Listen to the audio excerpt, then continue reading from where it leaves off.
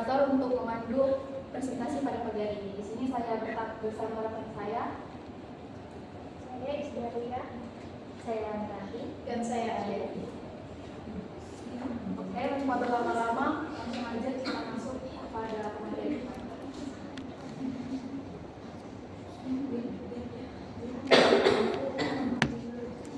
Baik teman-teman, untuk ruang lingkup yang saya bahas di sini ada beberapa sih. Pertama itu ada pengertian, kedua klasifikasi, ketiga itu ada indikator pembiayaan, keempat itu ada perlakuan akuntansi leses, kelima itu ada perlakuan akuntansi lesor, yang keenam itu ada penyajian dan pengungkapan, yang ketujuh itu ada perbedaan PSAK 30 dan PSAK 73. Untuk kesimpulan itu akan dibacakan oleh moderator. Pertama, di sini ada definisi. Leasing berasal dari kata lease yang berarti sewa atau lebih umum diartikan sewa menyewa, yaitu perjanjian di mana lessor atau pemberi sewa memberikan hak kepada leasing atau penyewa untuk menggunakan suatu aset selama periode tertentu sebagai imbalan pembayaran sewa. Istilah sewa pada pembahasan ini dulunya dikenal sebagai sewa guna usaha atau leasing. Selanjutnya ada klasifikasi. Menurut PSAK 30, sewa diklasifikasikan menjadi dua. Yang pertama itu sewa pembiayaan atau finance leases. Kedua itu sewa operasi atau operating leases. Selanjutnya itu ada klasifikasi ditentukan berdasarkan apakah risiko dan manfaat kepemilikan aset telah dialihkan secara substansial kepada leases. Selanjutnya indikator sewa pembiayaan akan dibahas oleh rekan saya, Miranti. Baik, di sini saya akan mempresentasikan tentang indikator sewa pembiayaan. Untuk indikator sewa pembiayaan, suatu sewa dikategorikan sebagai sewa pembiayaan. Yang pertama, yaitu kepemilikan aset berpindah di akhir masa sewa. Nah, ketika masa sewa tersebut telah di akhir masa sewanya akan dipindahkan kepada yang menyewa. Yang kedua, terdapat opsi pembelian dengan harga murah. Nah, karena memberikan sewa dengan di akhir sewa itu akan beralih kepemilikan, maka terdapat opsi pembelian dengan harga yang lebih murah. Yang ketiga, masa sewa mencakup sebagian besar umur ekonomis aset. Yang keempat, nilai kini pembayaran sewa mendekati nilai wajar aset. Yang terakhir, ada aset bersifat khusus. Selanjutnya, perlakuan akuntansi sewa pembiayaan atau finance lease. Lease atau penyewa harus yang pertama mengakui aset sewa dan kewajiban sewa sebesar nilai kini pembayaran sewa. Yang kedua, mengalokasikan pembayaran antara beban bunga dan juga pelunasan pokok. Yang ketiga, menggunakan metode suku bunga yang efektif. Keempat, menyusutkan aset sesuai kebijakan penyusutan. Di bagian lessor atau pemberi sewanya harus yang pertama menghentikan pengakuan aset. Jadi ketika aset sudah beralih kepemilikan, pemberi sewa harus menghentikan pengakuan aset tersebut. Yang kedua, mengakui piutang sewa sebesar investasi neto. Yang terakhir, mengakui pendapatan bunga menggunakan metode suku bunga efektif. Untuk selanjutnya akan dilanjutkan oleh rekan saya. Tadi kita sudah mendengarkan perlakuan akuntansi dari sewa pembiayaannya. Sekarang kita masuk ke perlakuan akuntansi sewa operasi atau operasi leasing. Nah, yang dari slide yang ini kita akan lihat dari segi lessee dan segi lessornya. Yang pertama, lessee atau penyewa. Nah, adapun perlakuan akuntansi sewa operasi dari lessee ini yang pertama, tidak mengakui aset dan liabilitas atau utang. Yang kedua, pembayaran sewa diakui sebagai beban secara garis lurus selama masa sewa. Selanjutnya, dari perlakuan akuntansi di bagian lesor atau pemberi sewa. Pada bagian lesor, aset tetap dicatat dalam neraca lesor. Yang kedua, disusutkan seperti aset tetap lainnya. Dan yang terakhir, pendapatan sewa diakui secara garis lurus selama masa sewa. Lanjut, penyajian dan pengungkapan. Entitas yang harus mengungkapkan hal itu yaitu yang pertama, kebijakan akuntansi sewa, lalu jumlah pembayaran minimum sewa, rincian jatuh tempo kewajiban, dan yang terakhir, nilai tercatat aset sewa. Adapun perbedaan PSAK 30 dan PSAK 73 yaitu yang pertama dari aspek penyewa atau lesi, yaitu PSAK 30 menyampaikan bahwa sewa diklarifikasikan menjadi sewa operasi atau sewa pembiayaan. Sedangkan PSAK 73 menyatakan bahwa semua sewa dicatat sebagai satu model tunggal atau pembiayaan kecuali pengecualian tertentu. Lanjut dari aspek penyewanya atau lesor, PSAK 30 mengatakan bahwa membedakan sewa operasi dan sewa pembiayaan. Sedangkan pada PSAK 73 menyatakan aspek pesewa atau lesor tidak ada perubahan signifikan, tetap membedakan keduanya, membedakan antara sewa operasi dan sewa pembiayaan.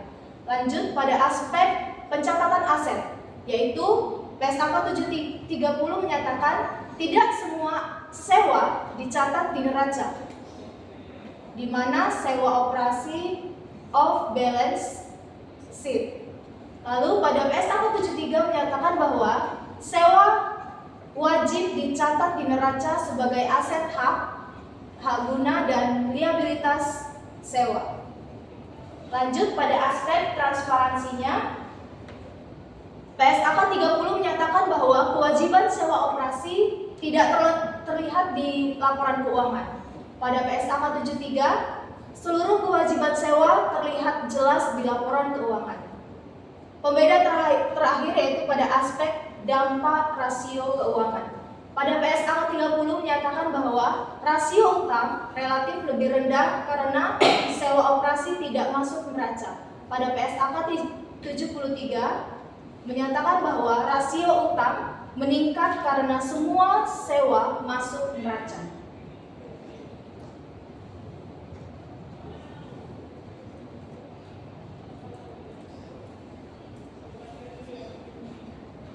Baik, mungkin untuk materi pada lesson ini telah kami sampaikan. Selanjutnya kami kembalikan kepada moderator.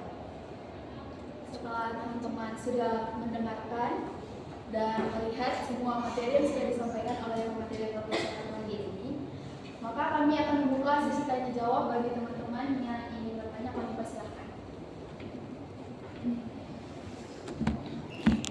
Baik, ada saudara. Perkenalkan, nama saya Rizka dari kelompok 7 ingin bertanya, mengapa pada sewa pembiayaan mesti harus mengakui aset dan kewajiban, sedangkan pada sewa operasi tidak?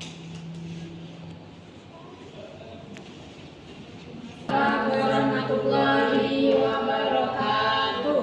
Perkenalkan, nama saya Lili Fadila, saya dari kelompok 7. Saya ingin bertanya, misalnya itu kalau suatu perusahaan sengaja membuat kontrak sewa supaya terlihat seperti sewa operasi, padahal sebenarnya hampir semua risiko dan manfaat barang sudah berpindah ke penyewa. Dan menurut PSAK 30, apakah itu sudah sesuai dengan aturan?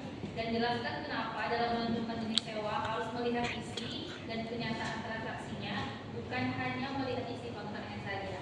Terima kasih. Baik, perkenalkan, nama saya Rizkywan Praditya dari kelompok 7. Izin bertanya, jelaskan secara komprehensif bagaimana perbedaan perilaku akuntansi antara sewa pembiayaan dengan sewa operasi. Menurut PSAK 30 dapat mempengaruhi total aset, total liabilitas, dan beban dalam laporan keuangan. Kemudian analisis mengapa pendekatan dalam PSAK 73 dianggap lebih mencerminkan substansi ekonomi transaksi dibandingkan PSAK 30? Terima kasih. Baik, apakah ada pertanyaan lagi? Baik, terima kasih teman-teman atas pertanyaan yang sudah diberikan. Saya sebagai moderator akan mengembalikannya kepada materi untuk jawab dan respon masing-masing. Baik, saya akan menjawab pertanyaan dari Mbak Rizka. Pertanyaannya yaitu, mengapa pada sewa pembiayaan lesi harus mengakui aset dan kewajiban, sedangkan pada sewa operasi tidak? Jawabannya yaitu, pada sewa pembiayaan, lesi mengakui aset dan kewajiban karena secara substansi, risiko, dan manfaat kepemilikan telah berpindah, sehingga transaksi diperlukan seperti pembelian kredit. Sedangkan pada sewa operasi, risiko dan manfaat tidak berpindah, sehingga hanya diakui sebagai beban sewa tanpa mencatat aset dan liabilitas. Apakah jawabannya bisa membantu? Bisa. Terima kasih.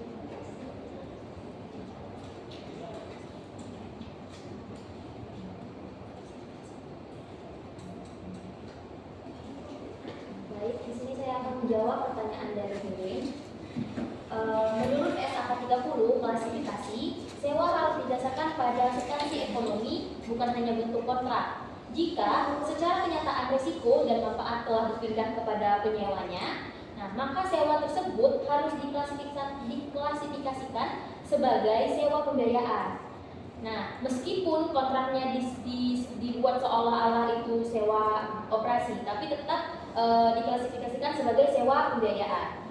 Hal ini dikarenakan akuntansi menekankan prinsip substance over form, yaitu transaksi dicatat sesuai realitas ekonominya agar laporan keuangan tidak menyesatkan yang ada di laporannya. Apakah terima kasih.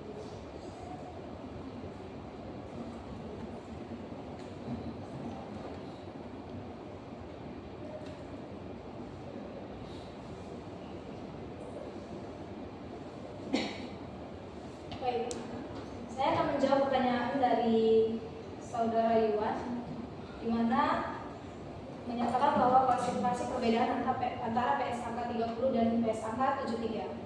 Pada PSAK 73 kita dapat lihat pada slide sewa pembiayaan. PSAK 30 menyatakan bahwa sewa pembiayaan menambah aset dan liabilitas serta bebannya, di mana terdiri dari bunga dan penyusutan. Yang kedua, sewa operasi, di mana tidak menambah aset dan liabilitas, hanya mencatat beban sewa. Akibatnya, total aset dan total utang pada sewa pembiayaan lebih besar dibandingkan sewa operasi. Pada PSAK 73 dianggap lebih mencerminkan substansi ekonomi karena hampir semua sewa diakui sebagai aset hak guna dan liabilitas, sehingga kewajiban sewa tidak lagi tersembunyi di luar neraca atau off balance sheet. Seperti itu. Apakah cukup menjawab, Pak? Oke, baik. Apakah ada pertanyaan lagi, teman-teman? Mungkin cukup ya. Kami kembalikan kepada moderator.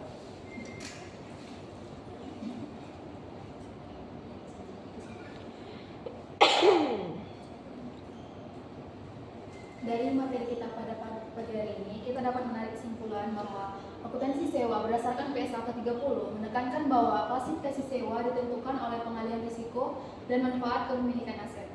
Sewa pembiayaan diakui sebagai aset dan liabilitas, sedangkan sewa operasi diakui sebagai beban selama masa sewa.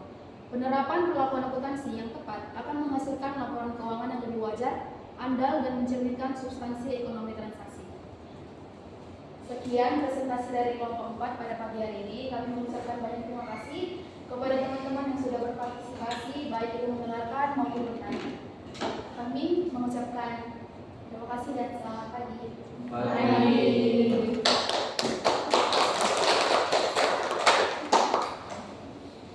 Lanjut kelompok 5.